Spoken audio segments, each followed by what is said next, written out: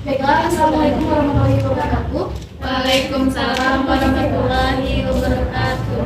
Baiklah Ibu, terima kasih sebelumnya sudah menyempatkan waktu untuk hadir di acara kita kali ini. Saya Emi Permai sebagai moderator untuk memandu acara selama kurang lebih 45 menit ke depan. Selanjutnya, pada kesempatan kali ini kita akan mengadakan penyuluhan penyakit kanker paru dan pencegahannya, di mana acara akan dimulai dari penyajian acara yang akan disampaikan oleh Teh Asri. Selanjutnya nanti observer yaitu Ananda Putri Zema yang akan menyampaikan kesimpulannya nanti. Lalu ada dari fasilitator yang yaitu Yun Fabiola yang akan membagikan leaflet nanti kepada audiens. Untuk tidak membuang waktu, baiklah ibu-ibu, acara akan kita mulai. Kepada penyaji Pepi Astri dipersilakan. Baiklah ibu-ibu, kita langsung saja ya Bu ya kepada inti acaranya itu penyuluhan tentang penyakit kanker paru ya Bu ya. Sebelumnya Ibu, apakah ibu-ibu tahu apa itu pengertian kanker paru? Tidak. Tidak tahu Ibu. Baiklah Bu, di sini saya akan menjelaskan. Kanker paru adalah tumor berbahaya yang tumbuh di paru. Sebagian besar kanker paru berasal dari sel-sel di dalam paru, tapi juga dapat berasal dari bagian tubuh lain yang terkena kanker. Kalau jenis-jenis kanker paru, apakah Ibu sudah tahu? Belum juga ya Bu ya. Baiklah, di sini saya juga akan menjelaskan apa saja jenis-jenis kanker paru ya Bu ya. Terdapat dua jenis kanker paru, yaitu yang pertama small cell lung cancer atau CLC. CLC adalah jenis kanker paru yang tumbuh lebih cepat daripada jenis kanker NSCLC. Akan tetapi pertumbuhan SCLC lebih dapat terkendali dengan kemoterapi. Sekitar 20% kasus kanker paru adalah CLC atau sekitar 30.000 pasien setiap tahunnya terdiagnosis penyakit tersebut. Nah, jenis yang kedua di sini ada non-small cell lung cancer atau NSCLC. Sekitar 75% sampai 80% kasus kanker paru adalah NCLC. Terdapat 4 tipe NCLC. Baiklah, selanjutnya jenis-jenis karsinoma paru. Yang pertama karsinoma sel kecil, yang kedua karsinoma squamosa, yang ketiga ada adenokarsinoma, yang keempat karsinoma sel besar. Di sini saya akan bertanya, apakah ada di antara ibu-ibu tahu penyebab kanker paru? Tidak ada yang tahu. Baiklah, di sini saya juga akan menjelaskan penyebab kanker paru ya Bu, ya ibu-ibu. Yang pertama itu penyebabnya itu adalah merokok. Bagi ada suami ibu yang terlalu candu merokok itu harus diwaspadai Bu ya. Selanjutnya kedua itu polusi udara. Polusi udara juga termasuk salah satu penyebab ya Bu ya. Yang ketiga ada polusi lingkungan kerja. Yang keempat ada penyakit paru. Yang kelima rendahnya asupan vitamin A. Dan yang terakhir itu faktor herediter. Selanjutnya tanda dan gejala. Apakah ibu-ibu sudah tahu tanda dan gejala kanker paru? Tidak. Belum juga ya. Baiklah, saya akan menjelaskannya. Yang pertama tanda dan gejalanya yaitu batuk. Selanjutnya ada darah dalam dahak atau hemoptisis. Selanjutnya ada bronkitis atau infeksi pernapasan berulang. Yang keempat kehilangan BB yang tidak dapat dijelaskan dan atau kelelahan. Selanjutnya ada kesulitan bernapas atau meni.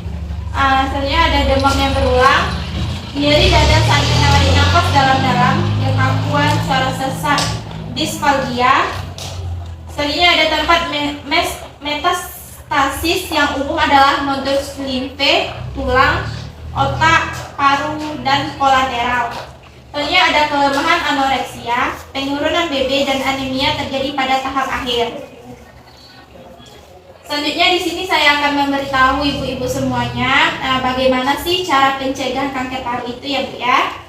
Agar kita terhindar dari penyakit kanker paru, sebaiknya kita mengontrol semua faktor resiko yang menyebabkan terjadinya kanker paru dengan melakukan tindakan pencegahan seperti yang pertama itu jangan merokok, berhenti merokok dan hindari asap rokok. Upaya ini adalah cara utama untuk mencegah kanker paru-paru. Selanjutnya, lakukan pemeriksaan medis secara rutin, terutama bila Anda merokok atau bekerja di lingkungan yang tinggi paparan bahan kimia. Selanjutnya, gunakan alat pelindung diri di tempat kerja yang banyak paparan bahan kimia berbahaya. Selanjutnya, perbanyak konsumsi buah dan sayur, dan konsultasikan terlebih dahulu dengan dokter sebelum mengkonsumsi suplemen, terutama jika Anda merokok. Sekian dulu ya Bu ya materi dari kami. Baiklah, ibu-ibu sekalian yang sudah disampaikan dari penyaji, mulai dari pengertian, penyebab, serta faktor-faktornya. Apakah ibu-ibu di sini ada yang ingin ditanyakan? Ada Bu. Baiklah, dengan ibu siapa? Natasha Bu. Baiklah, ibu Natasha. Baiklah, karena masih ada Natasha Putri Amelia, saya akan bertanya, siapa yang berisiko besar terkena penyakit paru-paru? Baiklah, ditampung dulu. Apakah ada yang lain? Baiklah, pertanyaan dari Ibu Natasha tadi akan dijawab oleh penyaji. Baiklah, Ibu Natasha ya yang bertanya tadi ya. Pertanyaannya siapa yang berisiko besar terkena penyakit kanker paru ya Bu ya? Baiklah, di sini saya akan menjelaskan siapa sih yang berisiko besar terkena penyakit kanker paru itu. Sebelumnya kanker paru adalah pertumbuhan sel kanker yang tidak terkendali dalam jaringan paru yang dapat disebabkan oleh sejumlah karsinogen lingkungan, termasuk asap rokok. Yang paling berisiko mengalami kanker paru adalah orang-orang yang saling terpapar asap rokok, dan sebagian kecil lainnya adalah orang-orang yang bekerja. Jadi jika ada suami ibu yang terlalu berat merokok, maka itu ibu harus waspada ya Bu ya terhadap asap rokoknya. Nah, sekian. Baiklah, kepada Ibu Natasha, apakah sudah paham? Sangat paham sekali Bu, terima kasih banyak Bu. Baiklah, Ibu Natasha, dari ibu-ibu yang lain, apakah ada yang ingin ditanyakan lagi? Ada. Baiklah, dengan Ibu siapa? Ibu Tiara. Baiklah, kepada Ibu Tiara dipersilakan. Baiklah, saya akan bertanya, jika seseorang pernah terkena kanker paru, apakah peluang untuk terkena jenis kanker lainnya akan meningkat? Bagus sekali pertanyaannya. Kepada penyaji untuk disilahkan dijawab. Baiklah, di sini saya akan menjawab pertanyaan dari Ibu Tiara ya. Jika seorang pernah terkena kanker paru, apakah peluang untuk terkena jenis kanker lainnya akan meningkat? Baiklah, jika pernah terkena kanker, apakah peluang untuk terkena jenis kanker lainnya akan meningkat? Jika pernah menjalani radioterapi, kadang-kadang bukan hanya sel kanker saja yang mati. Beberapa jaringan di sekitarnya ikut rusak atau bahkan bermutasi menjadi sel kanker sehingga umumnya risikonya lebih tinggi, Ibu. Baiklah, apakah Ibu Tiara sudah puas dengan jawaban dari penyaji? Sudah. Baiklah, ibu-ibu sekalian, kita udah di penghujung acara. Tadi udah dijelaskan juga, terus ada proses tanya jawab juga. Semoga ilmunya bermanfaat. Dan terakhir yaitu ada observer yaitu Ananda Putri Zema akan menyampaikan kesimpulan dari acara kita kali ini. Baiklah Ibu, di sini saya akan menyimpulkan dari penyuluhan kita pada hari ini. Acara berjalan dengan lancar, peserta dapat memahami materi penyuluhan dan peserta juga ikut serta dalam bertanya. Kesimpulan dari penyuluhan kita hari ini adalah cara pencegahan paru pada orang dewasa yaitu dengan mengontrol semua faktor resiko pemicu kanker seperti jangan merokok, hindari asap rokok, dan berhenti merokok jika merokok.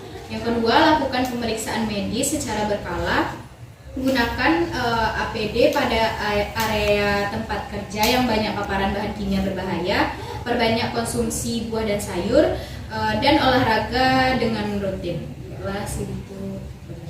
Baiklah, itu adalah kesimpulan dari observer kita, Ananda Putri Zema, dan selanjutnya ada pembagian leaflet di mana tujuannya agar ibu-ibu bisa membawa pulang ilmu yang bermanfaat pada kali ini. Kepada Yuyun Fabiola dipersilakan untuk membagikan leaflet. Saya akan membagikan leafletnya ya Bu. Semoga ilmunya bisa bermanfaat ya Bu, dan salam dirasa ya Bu. Baiklah ibu-ibu, acara kita telah selesai. Terima kasih udah nyempatin waktunya. Kami tutup. Wassalamualaikum warahmatullahi wabarakatuh. Waalaikumsalam warahmatullahi wabarakatuh.